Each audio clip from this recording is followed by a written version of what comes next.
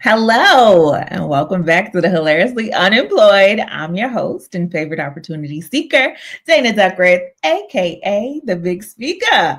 I'm so excited to be back before you again on a Friday, y'all. So, what's been going on? I mean, the world, is everybody okay? Because no, I think we're all pretending to just kind of be okay because tariffs, eggs, everything that's happening in the world. And of course, unemployment and the looming possibility of a recession, which will mean, unfortunately, more unemployment. So I'll be here and I'll be your guide for those of us who are or will be hilariously unemployed to try to navigate those borders for you. What's been going on in my world? Well, conference season has officially kicked off. I was traveling most of March. I had the opportunity to go to Chicago. I was also in Philly. That was a great time. I checked out Diversitech. If you all listened to the show last year, you know that I went to Diversitech and I made some great connections there, similar to this year. So I'm looking forward to having some of those folks on the show as well. I also had the opportunity on that last week of March to travel to DC for the National Apartment Association's Advocate Conference. That was a good time. I saw some of my current clients that I've done some work with and I speak with, and then I caught up with all of my friends. So if you follow the LinkedIn, you'll see us and all of our fabulousness out there in DC where the cherry blossoms were blooming. And then when I got home that weekend, my boys, the twins, they turned 17. Oh my God. I know I look so good, right? Yes. The boys are officially 17, and that is huge for me. I'm like, where did the time go? And how much time do I have left with them being right here with me every day?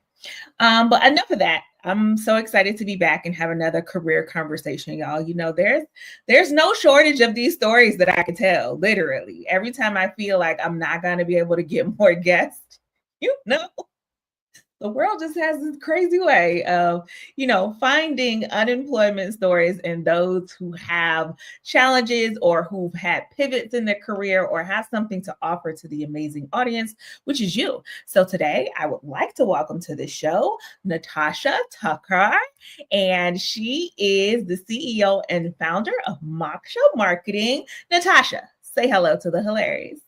Hi, everyone. Hi, Dana. Always good to be with you. It's great to be with you. So our connection came about because I reached out to the Badassery. They have a huge following on LinkedIn website, and it's a great community. And I was like, hey, I have a podcast. I see that you all do all this stuff in the community. Do you have any guest suggestions? And I didn't know that the post was going to do that well when they posted it. It did very well.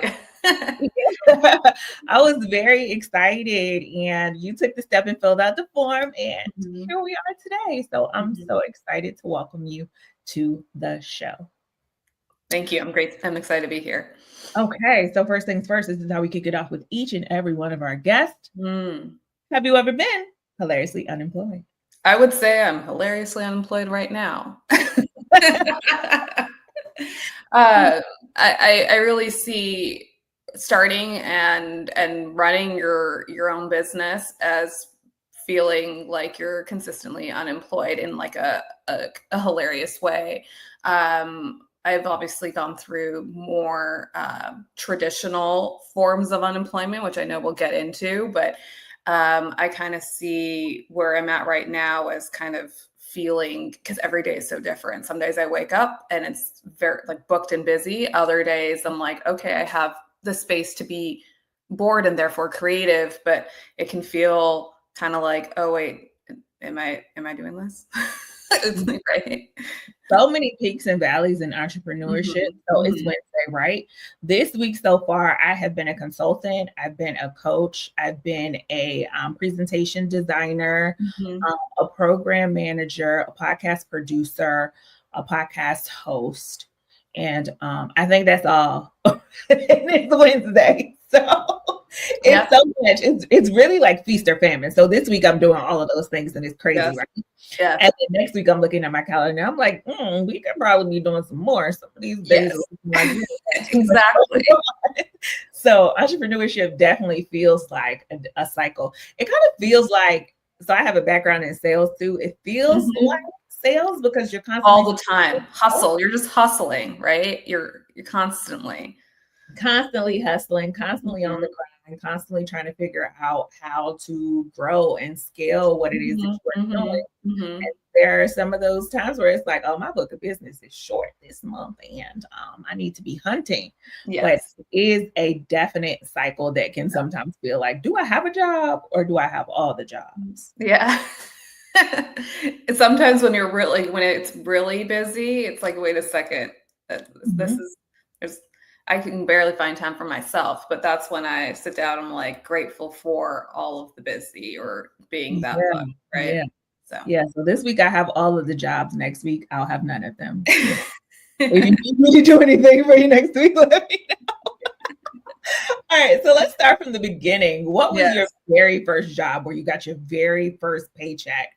And did Mm. you ever imagine that your career from there would evolve to being an entrepreneur? Yeah, it's so crazy. If you would have asked me, what, like 15 plus years ago that I'd be doing this or I'd be sitting here, I'd say no way. No way at all. I have been a journalism like nerd my entire life. Mhm. I started writing for my middle school paper, then my Oh, high school paper, then my college paper. Did various internships in journalism at local news stations in LA, all of that. So really thought that was what I was going to do.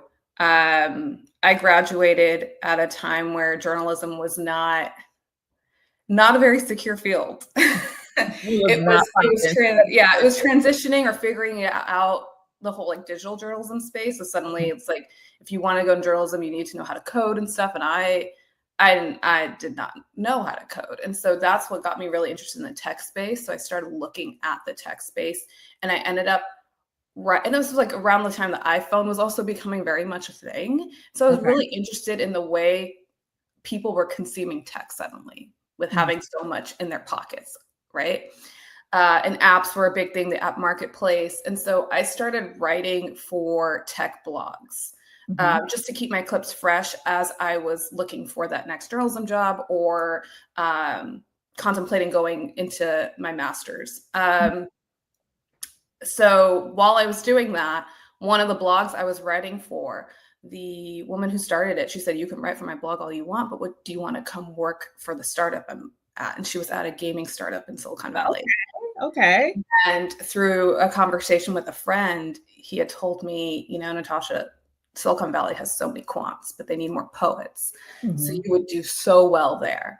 And I started thinking of it that way, where my writing skills, my love for the written word, would work really well in an environment that didn't have a lot of that. So I ended up coming to Silicon Valley on a 3-month contract with a startup.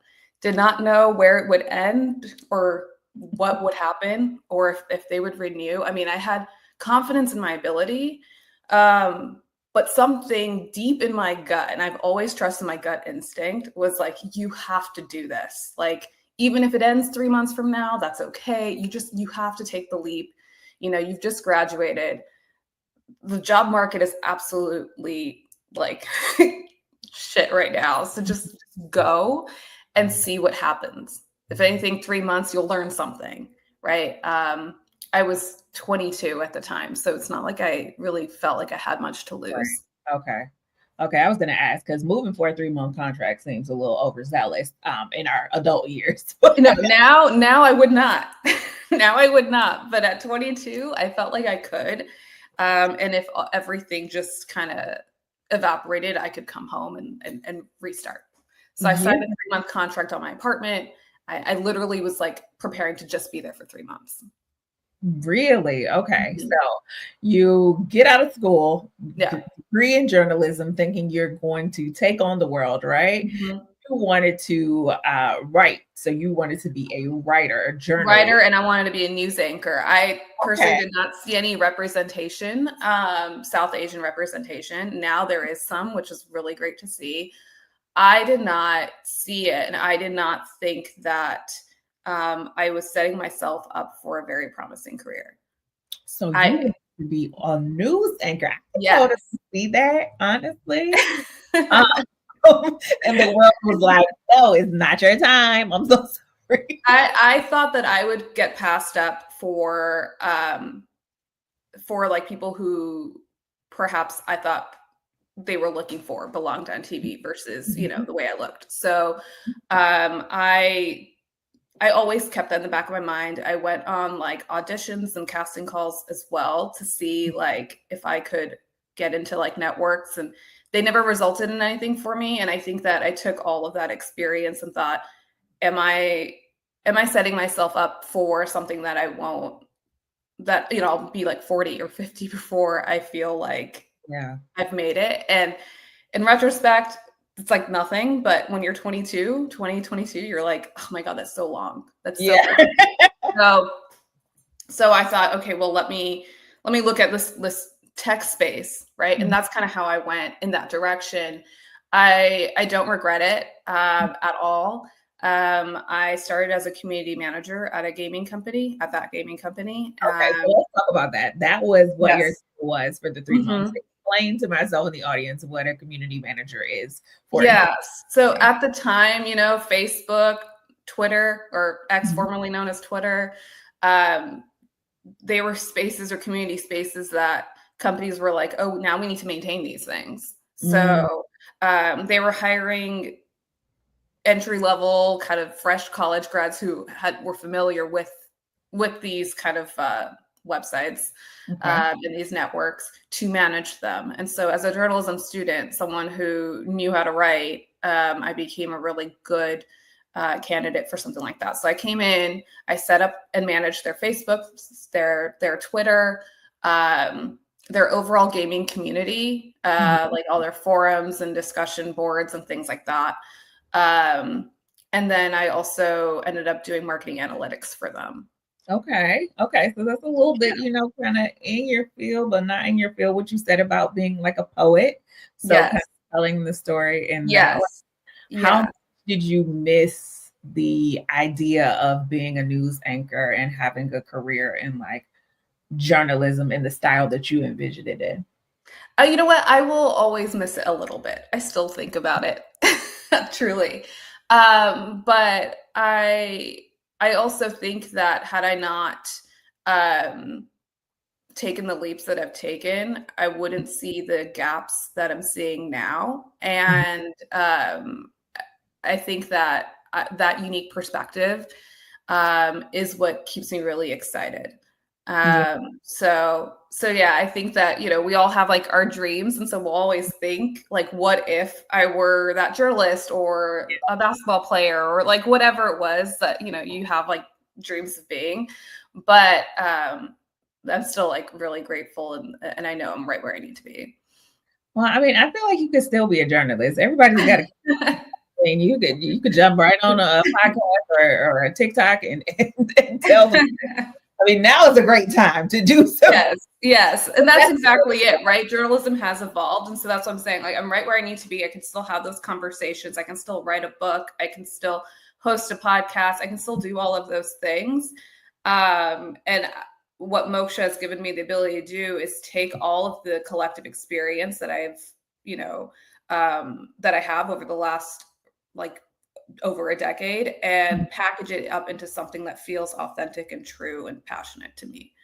Awesome. Okay, so I know you're there, you're on a 3-month contract. Like, how long did that contract extend, or was it 3 months and then you had it ended up being a total of 9 months. They did promote me. I did end up staying. I took on 3 different roles at that startup.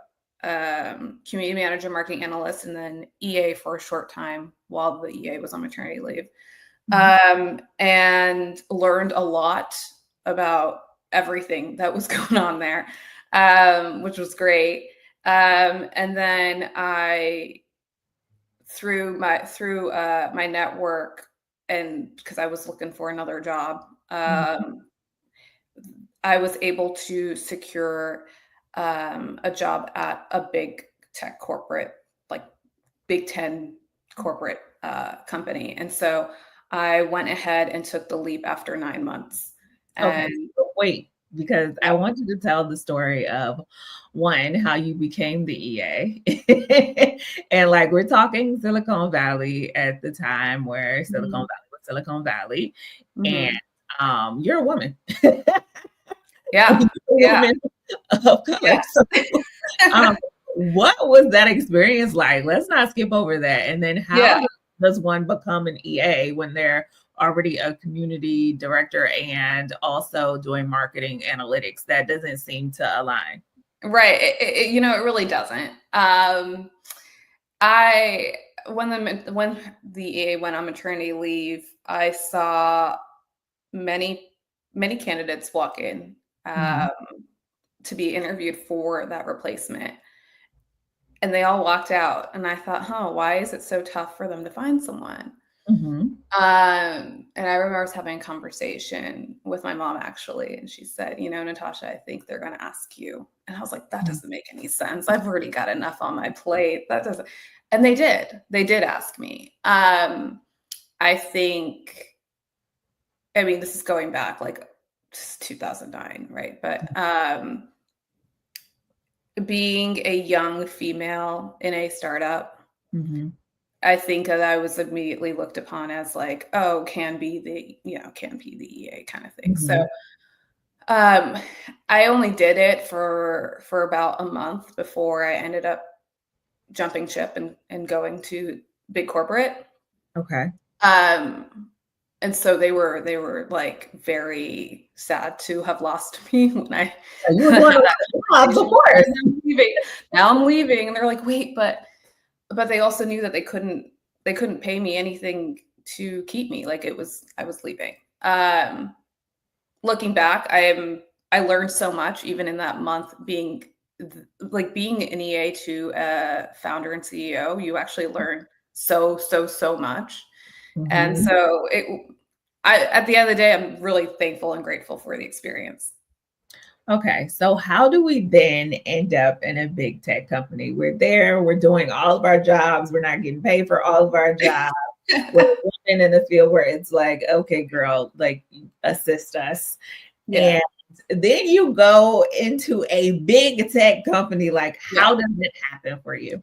Yeah. So I've got a great support system in my family, and I had taken home some business cards that I was so proud of because they were my first business cards. And my dad had them on his desk, his office desk, and he had someone walk in and ask him about me and what I was doing. Mhm, And that person worked at a big tech company, and she took a keen interest in what I was doing at a hyper growth startup in Silicon Valley, and thought that my skill set could be really valuable for a big corporation and what they were trying to do. mhm. And so she asked my dad, "Oh, can I speak to her?"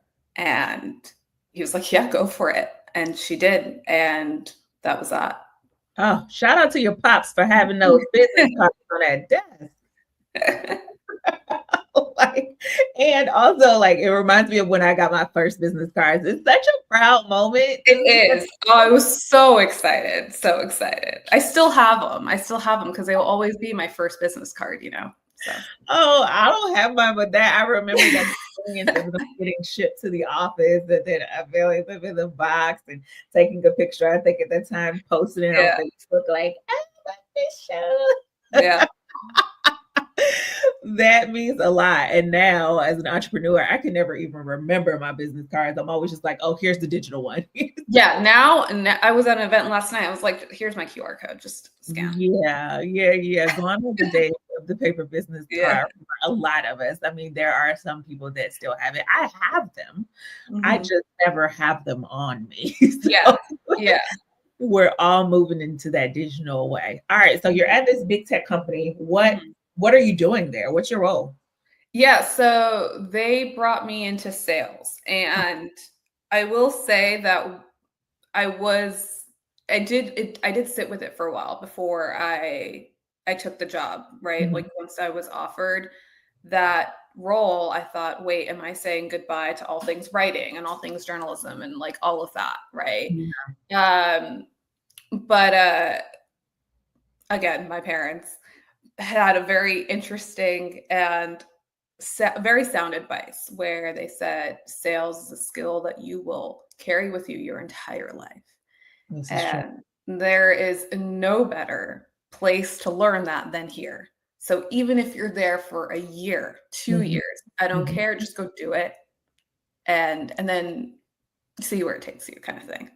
Yeah, Right. sometimes you just gotta see what's gonna happen. Mhm. I feel like for a lot of us, we're so anxious about making a move or doing the next thing, and sometimes you just gotta go with it, especially when it's like a once in a life opportunity. Yeah. It's not every day that somebody picks up your business card and it's like, "Come work for this huge tech company. You'll be Yeah. perfect for it. We'll usher you right in." Like, that feels like fate. It feels like it had. It really was. It really was. I look back on that experience so fondly and learned so much. I remember after a year there, my brother had written a card to me and said, "You have bloomed so much. Like you Oh, have become so confident mhm. in your like public speaking abilities," because I definitely was that person as a child when they'd say, "Oh, like public speaking," I would be fine, like I'd speak, but my knees would be shaking, like and I'm like Yeah. as if it was two different parts. And Mhm. like I think that working in big tech and all of that experience and getting out there, I traveled so much during my time there that I really just learned how to think on my feet and right and like just um, know how to pitch and like Mhm. know how to sell really. And I ended up spending 6 years there and got promoted multiple times and made a lifelong like network that still helps me out to this day. So yeah. Learning how to pitch as a person who is now an entrepreneur, I Hmm. like Hmm. your family was completely right when they said that sales is a skill that will follow you. Like you will Yeah. take that everywhere. My background also has sales in it. Yeah. And I just think about how often I'm using that skill set now for my own business. And Yeah. it is like it's not for everyone, let me just No. say. It is a great skill to have, but it is not a skill that everyone wants or, really has the, I don't know, really has the strength. Not that you're not strong, but sales is a different level of, It's different. It's different. The minute you close something, the next day they're like, "Okay, so what's next?" And you're like, "Hold on, I'm gonna go enjoy this for a moment. I'll come back to yeah, you." the emotional turmoil of Yeah. sales life is very, very high highs, Yeah. lucrative highs. When Yeah. you get those commission checks, you feel amazing. And Yes. then there Yes. are the low lows when you have to tell your manager, they're like, yeah, Yeah. the things I had in my pipeline, they're not going to close. The client said Yep. no, they don't Yep. want it. So it's very hard to do. And I'm thankful for my time in sales also because I think it definitely gave me some grit and some hustle about me. And you do become more confident because you're always selling a product. And then in turn, you start to sell yourself because you're relationship selling. So when people like you, Yeah. they want to spend more time with you, they want to Yeah. learn more from you, they want to know what it is that you have to offer. So it really does provide you a level of confidence and the ability to not write your story, but to story tell in a way that's about a product. Right. So kudos to the sales careers, man. They're Yeah, and not. I really think I use like all of my skill set as a journalist, as a writer, like writing effective sales pitches, delivering effective sales pitches, writing with clarity and a conciseness that is Yeah. still effective. Mhm. That's where, like, I mean, that's what I've taken away from like the early part of my career into like the latter part. Okay, so you're in big tech sales, you Yeah, are traveling the world, you're yeah. getting fat commissions, you have the recognition of a huge company, things are going great, and then like what happened? So I always wanted to go and get my MBA. That Mhm. was a goal of mine. And I knew that I would hit a glass ceiling. Like at some point in my career, I'd hit a glass ceiling and that this kind of glamorous sales career that I had was great, but it wasn't the end for like, it wasn't like the last thing I wanted to do. And in order to do more and to learn more, I wanted to go back to school. And so for me, it was like about when it felt right. And so after 6 years with that company, that's when I decided it was time for me to go back to school.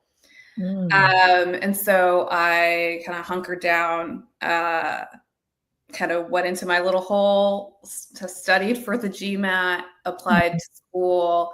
And even in that process, and the amount of coffee chats that I did with alumni, traveled and visited schools and sat in classrooms and talked to professors. And it got to a point where, like, when I was going for interviews, the admissions counselors were like, oh yeah, like, we know who you are. And that's what it takes to get in. Wow. So, yeah. Yeah. So I think that, like, that's what sales teaches you. And that's what you take. And that's what has given me the ability to be successful. Like, when I'm ready to do something and when I lock in, I'll make sure it happens. Wow. I mean, just think about the barrier to access to that, though. Like, for folks who are not like you and don't have that, they're not getting in. They're not. It's a tough. It's definitely tough. And I wouldn't say that this was my first approach. I had applied 3 years prior to that and didn't do anything and was not successful. And so when I decided to do it again, I decided to take those lessons. And then I was like, nope, I'm going to get out there. I'm going to talk to people. Like, business is all about relationships. And so I'm going to make those relationships. I'm going to learn and have those stories so that when they're interviewing me, they know that I've taken a keen interest in their university and that I know exactly how to leverage my time here, because that's what they want. They want people who want to be there and who know how they're going to take advantage of the resources there. Yeah, that's a very journalistic approach to collegiate because meeting the people and doing the interviews and doing all of the research, like, yes, journalists definitely here. Yes. Yeah. All right. So you leave this company after 6 years. Goodbye, sales career. You go and get your MBA. Yeah. What's next for you at that point? Yeah. So I decided that at my MBA, what I was going to do was focus on marketing and branding. I thought that that was a good way to bridge my journalism, like, knowledge and love for writing with, like, what I had learned in sales. And so that was the next step I wanted to take in my career. So going to get my MBA helped me kind of, like, rebrand myself and, like, pivot into marketing and branding. And so I graduated with my MBA during the pandemic, like literally May of 2020. So my last semester was virtual. And I thought, well, robotics is a safe place to be. Okay. That's a pivot. I was doing a lot of reading and kind of understanding where the opportunities were in this kind of, like, COVID world that I was going to be graduating into.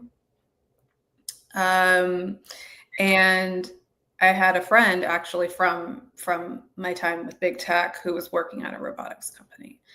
And so I reached out to her, and they were hiring for product marketing. And so she helped me get that. And so after 2 weeks, I started at the robotics company. I thought that I'd be going into an office.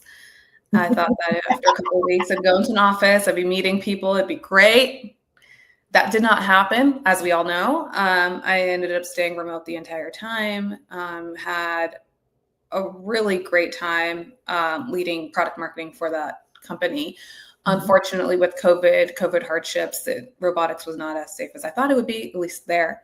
So after 8 months there, they decided to, because of COVID hardship, lay off the entire marketing team on She's one of us, y'all. She was laid off too. on a Zoom call. So it really was that. It was that, look, all of that. So after that, I ended up leaving a team that I loved, a manager that I absolutely loved, a company that was very much really aware of like setting up a culturally rich and diverse workplace. So like all of those things, it checked so many boxes for me. And so when it kind of was like kind of ganked, I did feel a little bit of like, oh, like, you know,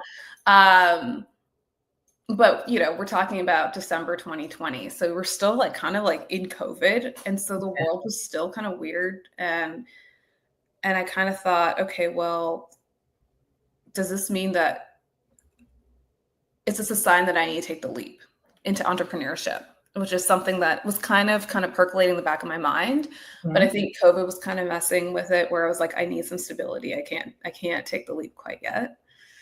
And so after that company, I kind of sat for a bit over the holidays to think about it.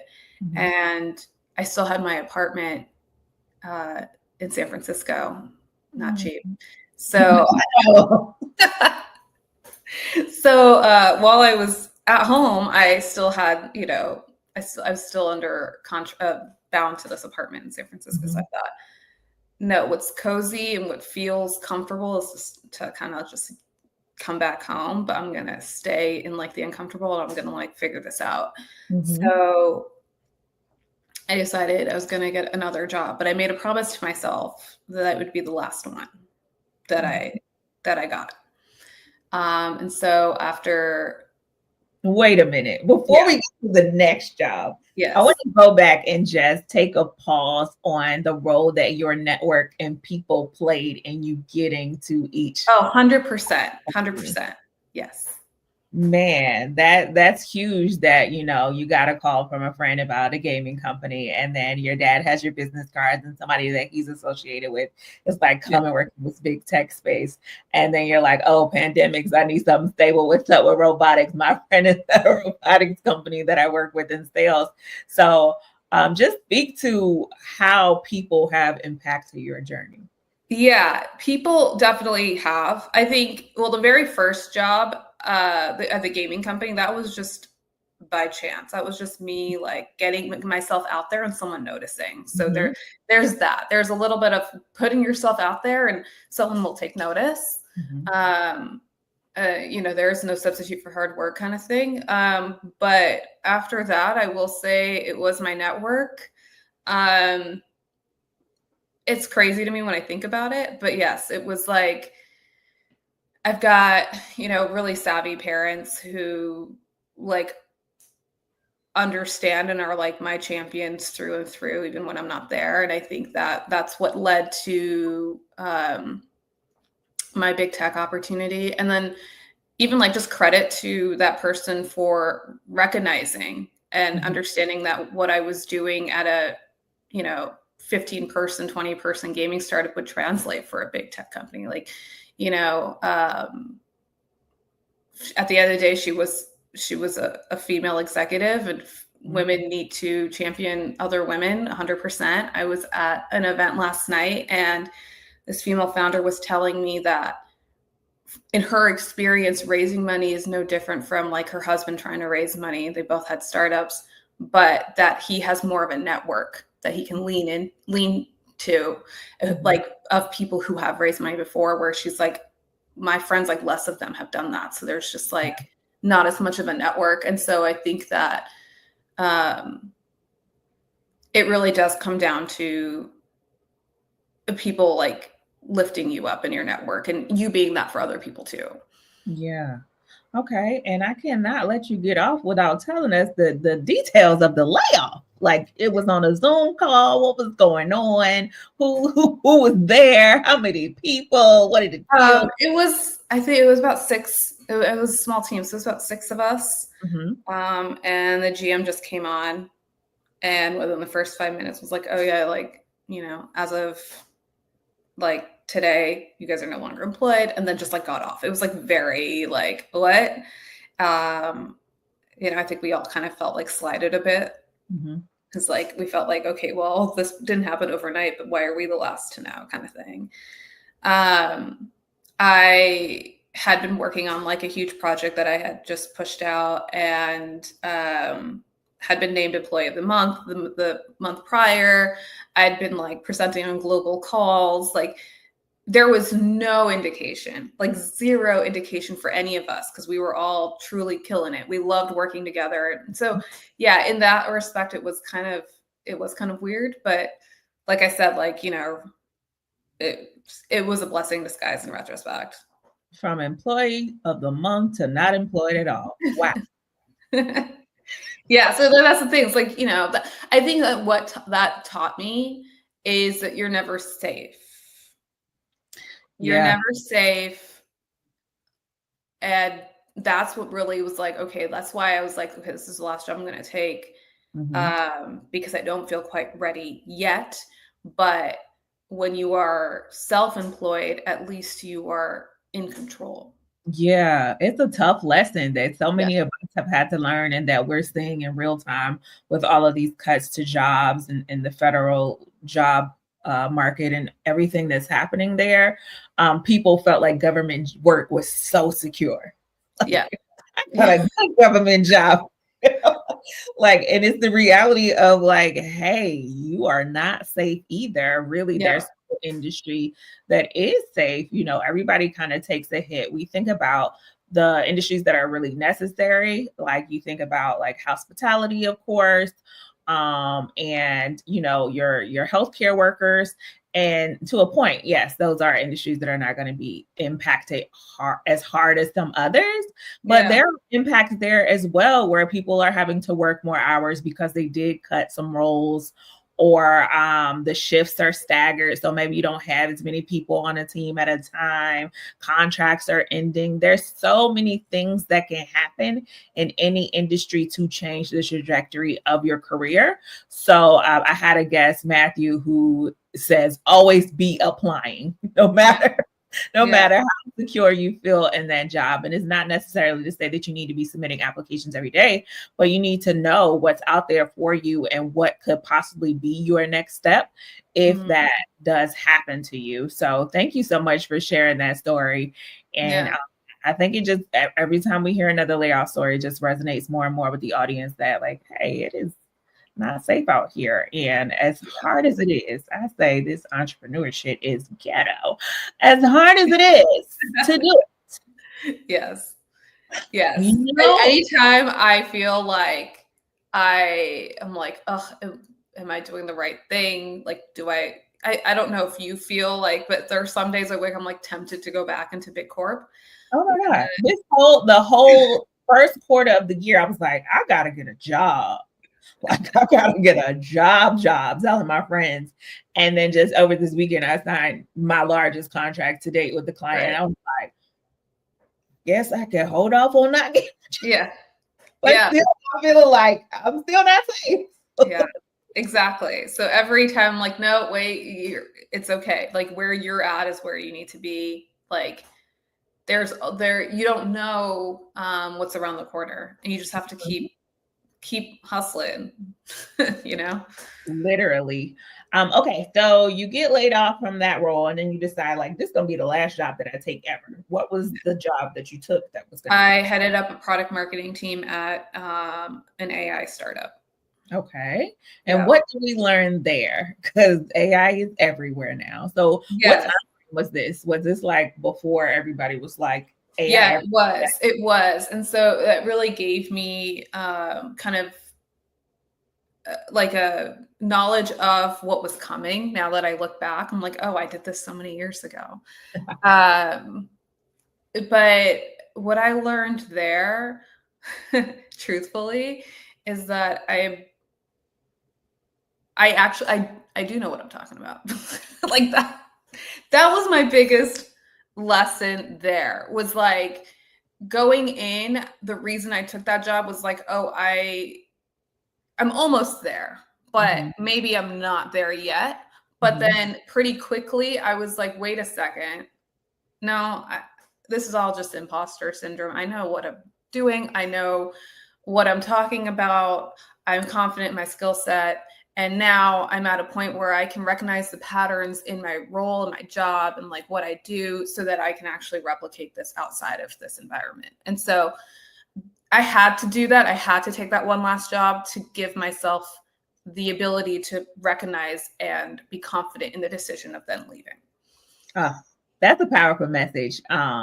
Specifically for women, we deal with imposter syndrome a lot. One, because the world is Yes. kind of set up for us to not feel like we're the best for the role.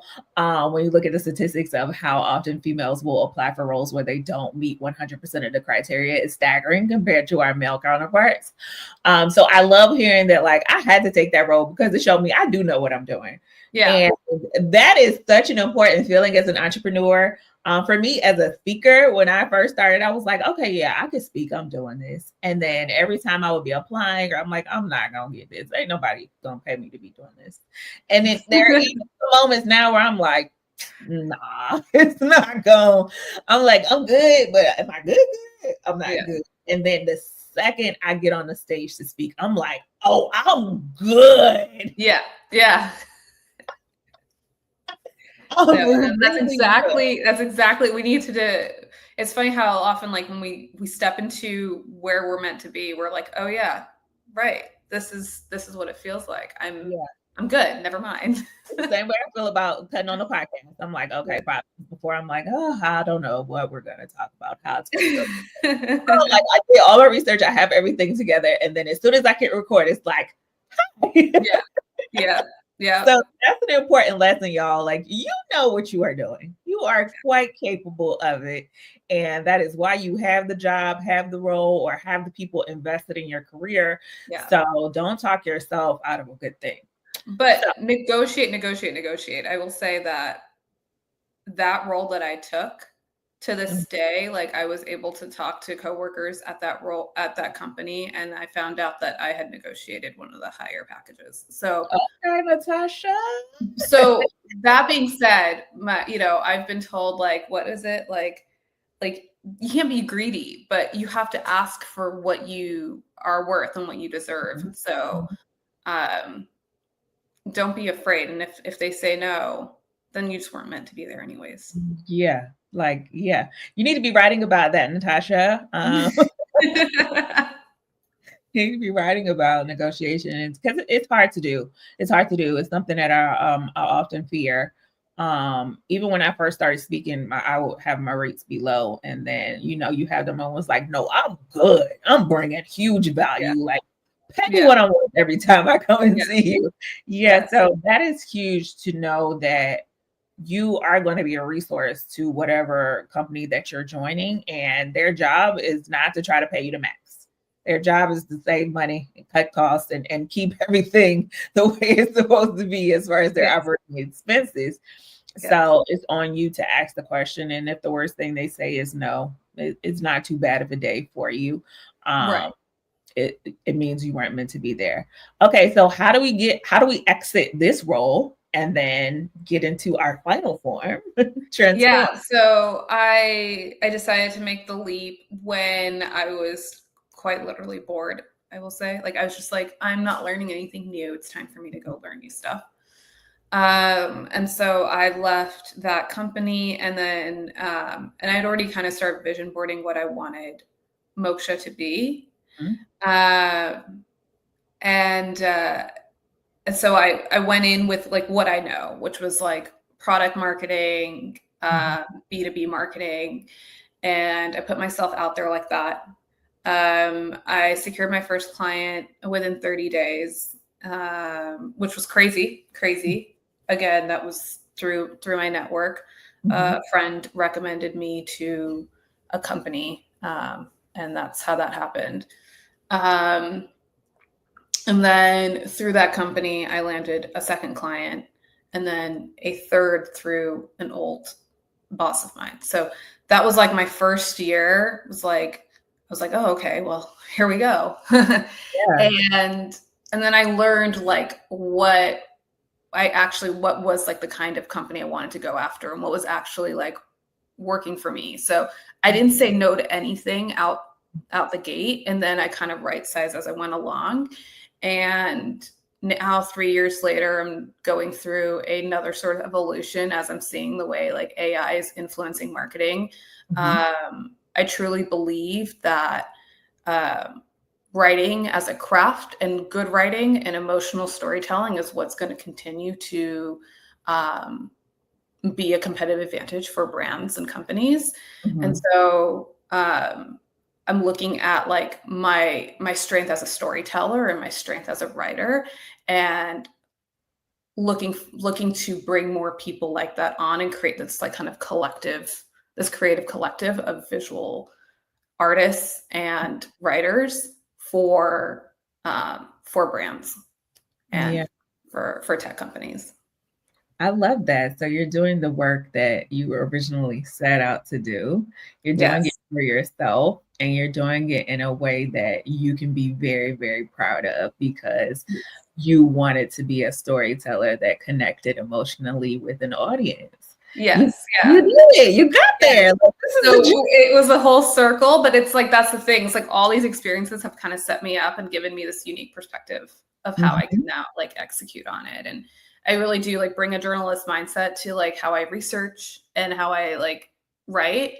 And I think that it's a really interesting like approach and sort of like art form that gives that like just produces the kind of content that is the most engaging and the most interesting and the most informed for companies. And when they're looking to like sell a product, it's like, well, did the person like actually play with it, research it? Did they get in, like, you know, did they really learn it before writing about it? Or did they just decide to write about it? And I think that right now we have a lot of people just writing to write, like a lot of people just creating content, and it's just going to get lost in the noise, especially like with AI creating content. So, yeah. As a person who is not a writer, and it's my least form of communication, I'm all talking and video, and kudos to you and the writers out there. Y'all do the work that people like me hate to do. I can tell you a story, but it will have to be over a call. Natasha, this has been a great time spent with you. I'm so excited about your story, and to just show people that like you never know what the pivots and the twists and the career whiplash is going to be that gets you right to the place where you want to be. Now, how can those who are looking to work with you, looking to support you in your mission and your marketing agency do so? And also tell me the meaning behind Moksha Marketing. Yeah. So Moksha Marketing, it comes from Moksha. The word comes from Sanskrit. So it's a little nod to my South Asian culture and heritage. And it means freedom from the cycle of life and death. And so then you can reach like that higher state. And so what I think about with Moksha is that we help clients with freeing themselves of those kind of cycles, those marketing cycles through elevated content, so they can reach marketing moksha themselves. So that's kind of how we see it. And if people are interested in working with me, they can reach out on my LinkedIn, on mokshamarketing.co, and subscribe to my Substack, where I write a lot about marketing, how it's evolving, writing and content, how that's evolving, tips, tools, tricks on how to use AI to write well, things like that. Yeah, send me those tips, tricks. You know I'm using the AI to write. Awesome, Natasha. I can't thank you enough for being here on this episode 2, season 3, y'all. We are cooking. Hilarious. Thank you for tuning in, tapping in, and sharing the show. I cannot tell you how much I appreciate the community surrounding this podcast and the way that we have grown. Now, I'll be off on a quest to find my next guest. So if you know anyone who's hilariously unemployed or has any resources for folks who are laid off, been fired, took a pivot, just need to know that there is community and resources out there for them. Don't be shy about jumping in my inbox. I'm always looking to chitter and chatter, y'all. It's been me, your host and favorite opportunity seeker, the big speaker, y'all. I'll see you next time. Bye.